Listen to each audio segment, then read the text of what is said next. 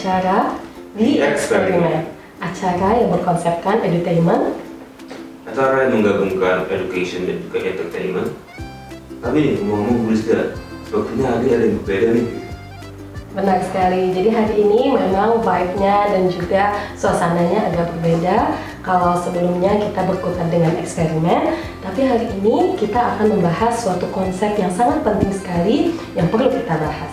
Maliki nih sebagai Maliki kelas 12 ya? Ya betul. Iya, kalau di kelas 12 ini Maliki punya concern nggak sih? Punya masalah yang dikhawatirkan tidak? Wah, dari aku sendiri Bu, jelas dong.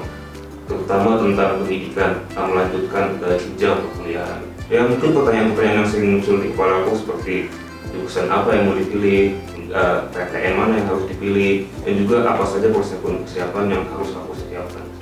Tepat sekali, apalagi sekarang sudah masuk semester 2 dan juga sudah mulai mendekati proses untuk pendaftaran universitas. Tentu saja siswa kelas 12 seperti Maliki dan kawan-kawan memiliki concern yang mendalam mengenai pendidikan yang lebih tinggi.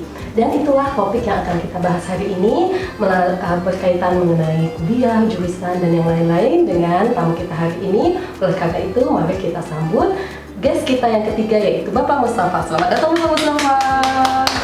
Selamat datang.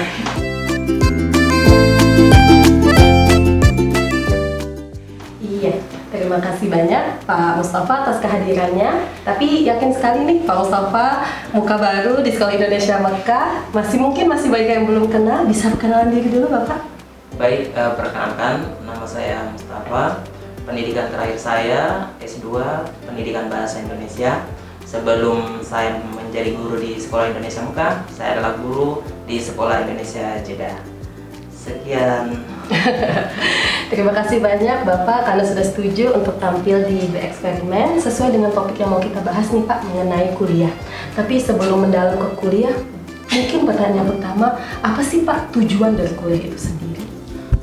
Baik, pada prinsipnya kuliah itu sebagai wadah untuk menyalurkan kemampuan akademik kita, sehingga yang kemudian adalah impact-nya bahwa kualitas hidup nantinya akan berubah jika kita memiliki gelar sarjana seperti itu. Nah, selanjutnya tentu untuk menuju ke perkuliahan ini banyak hal yang kita perlu persiapkan, mungkin seperti itu. Baik, setuju sekali sebenarnya dengan apa yang disampaikan oleh Pak Mustafa, bahwa memang kuliah itu bukan pasti menjamin seseorang akan sukses, tapi salah satu ikhtiar kita agar kehidupan kita lebih baik ke depannya. Benar seperti itu ya Pak? Betul. Ya? Iya. Tapi dari Bapak sendiri nih, Bapak yang sudah menimba ilmu sampai memperoleh titel S2, kira-kira apa sih, siapa sih role model Bapak yang membuat Bapak itu tertarik untuk selalu menimba ilmu? Baik, pertanyaan yang bagus. Buat saya sendiri selama ini role model adalah orang-orang di sekitar saya, seperti om-om saya atau kakak-kakak saya yang umumnya mereka kuliah, dan setelah mereka kuliah itu mereka mendapatkan pekerjaan yang ya luar biasa gitu. Mereka menjadi orang-orang yang sukses. Dan ya alhamdulillah sekarang pun saya bisa sampai di Mekah karena mengalami proses yang namanya kuliah atau menempuh pendidikan seperti itu. Masya Allah, tabarakallah. Sepakat sekali sih Bapak bahwa motivasi itu memang datang dari diri kita, tapi inspirasi itu dari orang-orang di sekitar ya Pak ya. Dari lingkungan kita yang sukses juga menginspirasi kita untuk lebih baik lagi. Nah mungkin kembali lagi gitu Pak, kalau kuliah itu kan pasti yang pertama, apa sih dulu yang dipilih nih Pak? Kuliah dulu, yang dipilih jurusannya dulu, atau universitasnya dulu yang mau dipilih? Baik, terima kasih. Untuk apakah harus pilih jurusan atau universitas? Menurut saya, pertama kita memulai dari jurusan. Kita mau ambil jurusan apa nih? Setelah kita menentukan jurusan kita itu ada di universitas mana saja. Khususnya tentunya target kita utama adalah masuk ke PTN atau perguruan tinggi negeri, seperti itu.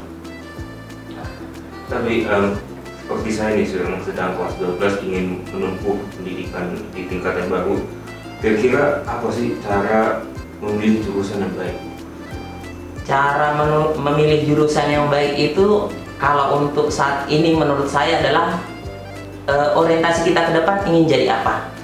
Jadi kita ingin jadi apa, dan ya silahkan pilih jurusan itu. Contoh, ada yang ingin menjadi guru bahasa Inggris, ya tentu harus mengambil jurusan pendidikan bahasa Inggris atau sastra Inggris.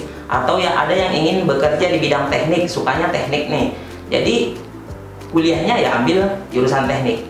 Itu pertama, sesuai dengan cita-cita ke depan. Ada juga berdasarkan peluang kerja. Contoh, ada yang tidak suka masak gitu, tapi karena kebutuhan kopi contohnya di Arab Saudi sangat tinggi, ya kenapa tidak kita kuliah mengambil jurusan koki, sekalipun mungkin secara naluri kita kurang suka gitu, tapi mungkin bisa kita pelajari karena kan orientasi kedepannya bahwa nanti kita bisa bekerja seperti itu. Setuju sekali sih saya dengan yang disampaikan oleh Pak Mustafa, bahwa kuliah itu bukan hanya tentang short term gitu ya Pak ya, tujuan yang singkat, tapi lebih ke depannya mau seperti apa. Setelah menghabiskan 4 kuliah, kira-kira ilmunya mau dikemanakan sih? Seperti itu mungkin ya Pak ya, pertanyaan yang harus dijawab. Kalau misalnya nih Pak, kuliahnya sudah dapat, jurusannya sudah dapat, misalnya sudah mantap jurusan ini, dia kedepannya mau akan jadi ini, perspektifnya di masa depan akan besar, kira-kira universitasnya milihnya seperti apa? Baik, ini khusus untuk bagaimana kita bisa goal di perguruan tinggi negeri. Sebetulnya, andaikan kita bisa masuk perguruan tinggi negeri itu dengan mudah, maka tentu kita akan sebaiknya memilih universitas top yang ada di Indonesia. Tapi karena peluang kita sebetulnya bisa dibilang sangat kecil untuk masuk di perguruan tinggi negeri, sehingga kita perlu evaluasi diri. Kita contohnya untuk jalur bebas tes, itu kita melihat nilai rapor kita, jika memang sekiranya kurang memungkinkan untuk lulus di perguruan tinggi favorit, maka kita memilih perguruan tinggi negeri yang bukan tidak favorit, tapi kurang peminatnya, sehingga kita bisa lulus. Nah, jadi seperti itu ya.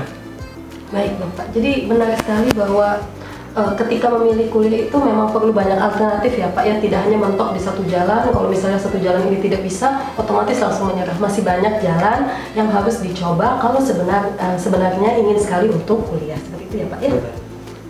Tapi untuk persiapan saya sebagai kelas 12 nih, kira-kira apa saja persiapan yang harus saya siapkan untuk masuk ke universitas? Baik, terkait dengan persiapan, kalau untuk jalur bebas tes saat ini tidak ada lagi persiapan kecuali pintar-pintar kita untuk memilih program studi dan universitas di perguruan tinggi negeri. Nah, selanjutnya terkait melalui jalur tes atau nanti istilahnya itu UTBK, itu perlu memang latihan-latihan untuk mengerjakan soal-soal.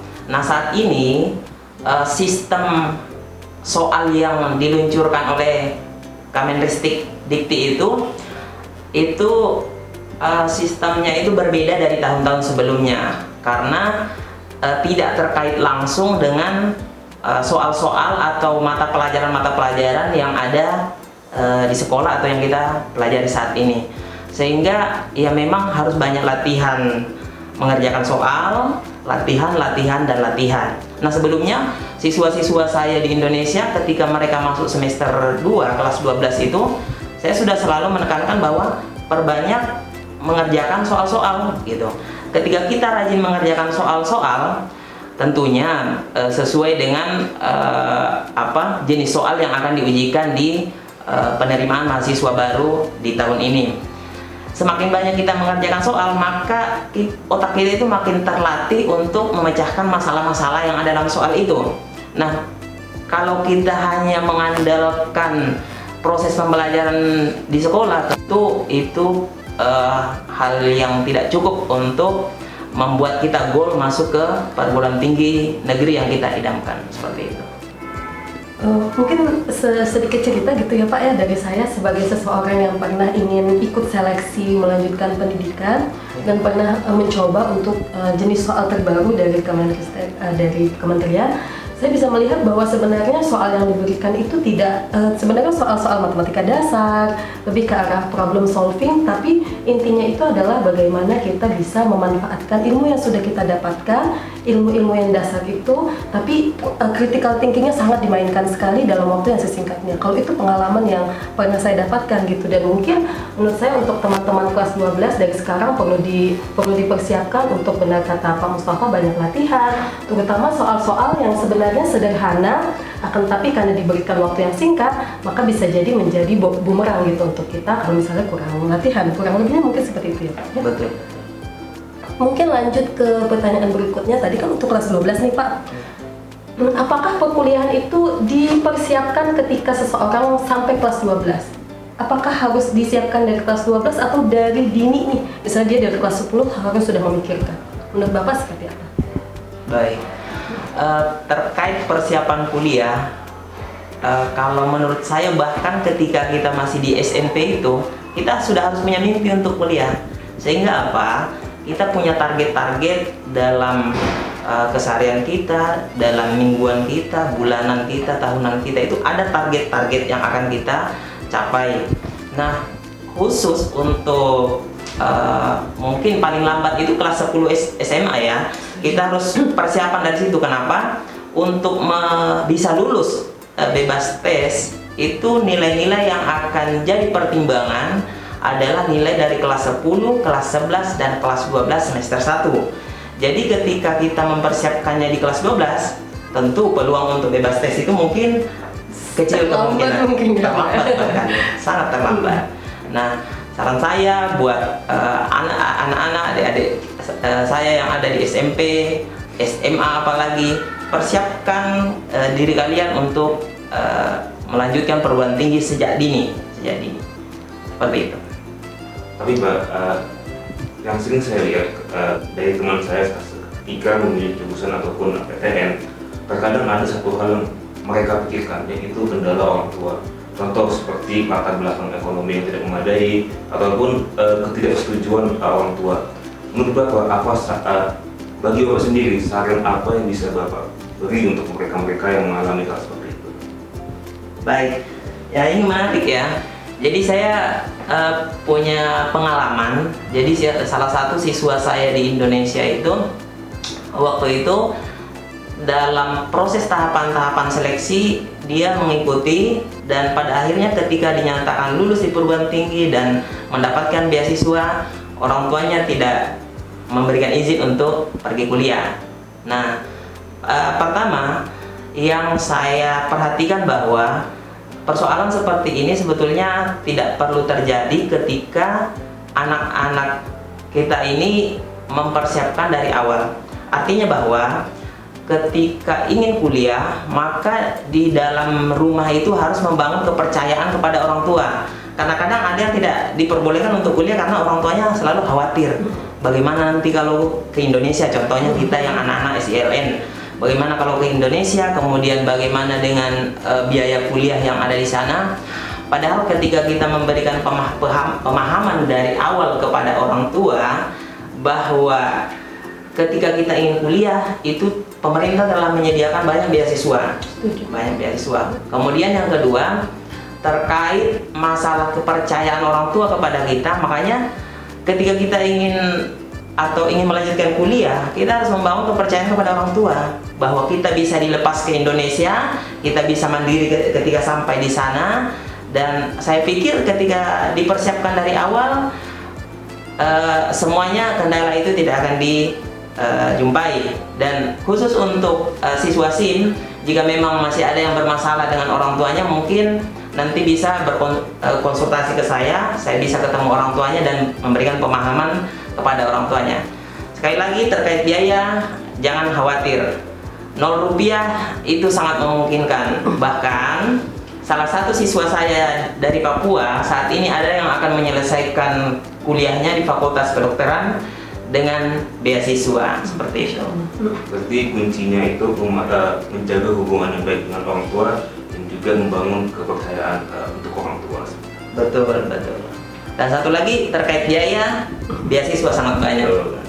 Wah, terima kasih banyak Pak Mustafa atas insight yang luar biasa, pengalaman dan cerita luar biasa yang telah disampaikan oleh Pak Mustafa.